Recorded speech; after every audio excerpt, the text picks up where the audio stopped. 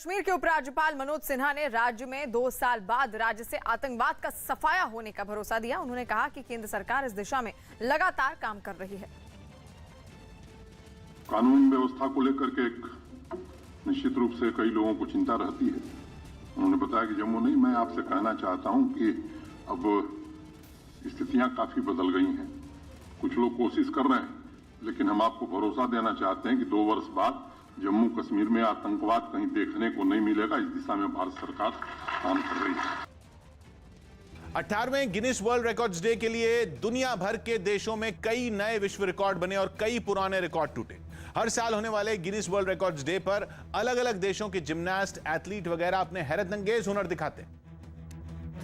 और इस बार भी उन्होंने ऐसे ऐसे रिकॉर्ड बनाए कि देखने वाले दंग रह जाएं। किसी ने फुटबॉल के साथ कमाल कर दिखाया तो किसी ने साइकिल के साथ करतब किए। लंदन में अमेरिका का एक शख्स तो बच्चों के खिलौने पोगो स्टिक के सहारे 5 कारों के ऊपर से कूद गया। उसने लंबी लंबी छलांगे लगाकर सबसे ज्यादा गाड़ियों को पार किया, जो कि रिकॉर्ड बन गया।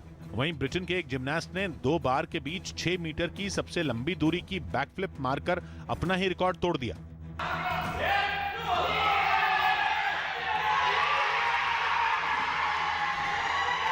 उधर चीन में 70 किलो के वजन वाला एक टीचर 1 टन से भारी गाड़ी को खींचता दिखा, लेकिन इस दौरान वो अपने पैरों पर नहीं बल्कि हाथों के बल चलता नजर आया। उसकी कमर पर रस्सी बांध दी गई और रस्सी से कार महज 1 मिनट 3.27 सेकंड में चीन के शख्स ने सबसे तेजी से 50 मीटर तक कार खींची।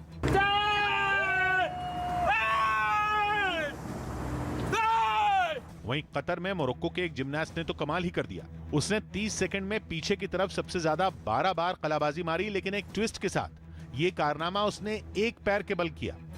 रक्षा मंत्री राजनाथ सिंह आज एक दिन के दौरे पर ले जाएंगे, जहां वो शहीदों के सम्मान में रेजांग ला वॉर मेमोरियल का उद्घाटन करेंगे। पहले ये वॉर मेमोरियल छोटा था, जिसे फिर से बनाकर तैयार किया गया है।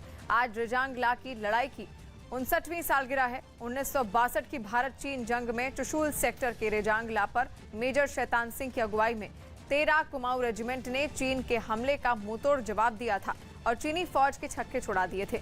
आज ही के दिन रेजांग ला का भीषण युद्ध लड़ा गया था और इस जंग में शहीद हुए मेजर शैतान सिंह को परमवीर चक्र से नवाजा गया था। 19 नवंबर को देव दीपावली के मौके को यादगार बनाने के लिए उत्तर प्रदेश के वाराणसी में प्रशासन ने खास तैयारी की। गंगा नदी के 84 घाटों को इस साल करीब 15 लाख दियों से सजाया जाएगा। इस नजारे को लोग इस बार जमीन के साथ साथ हॉट एयर बलून के जरिए भी देख सकेंगे, जिसमें सवार होने के लिए आदमी को 500 रुपए खर्च करने होंगे। इसके साथ ही 3 दिनों तक चलने वाले बलून फेस्टिवल की शुरुआत हो गई। हॉट एयर बलून में एक बार में करीब 1 घंटे तक लोग इस अनोखे नजारे का मजा ले सकेंगे।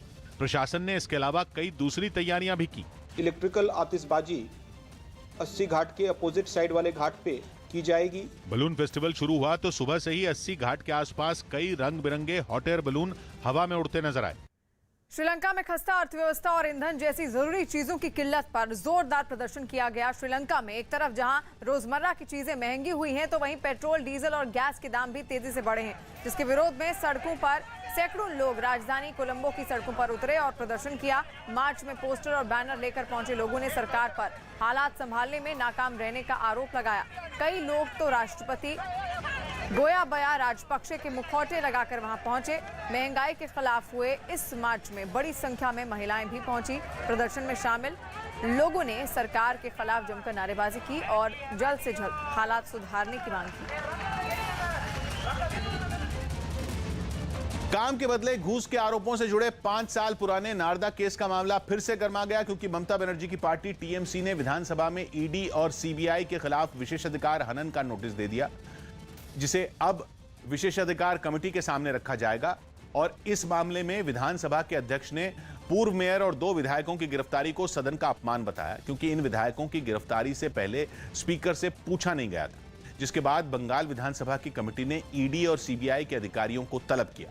जिन विधायकों को गिरफ्तार किया गया था उनमें ममता सरकार में मंत्री फरहाद हकीम और मदन मित्रा हैं।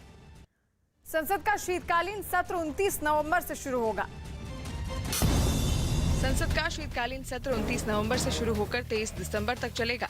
इस शीतकालीन सत्र में कुल 19 बैठकें होंगी। माना जा रहा है कि इस सत्र में विपक्ष सरकार को कई मुद्दों पर घेरने की तैयारी में है, लिहाजा संसद सत्र हंगामेदार रहने के आसार हैं। जम्मू कश्मीर के उपराज्यपाल मनोज सिन्हा ने कानून व्यवस्था के मुद्दे पर वहां के लोगों को भरोसा दिया कि 2 साल बाद जम्मू कश्मीर से आतंकवाद पूरी तरह से खत्म हो जाएगा।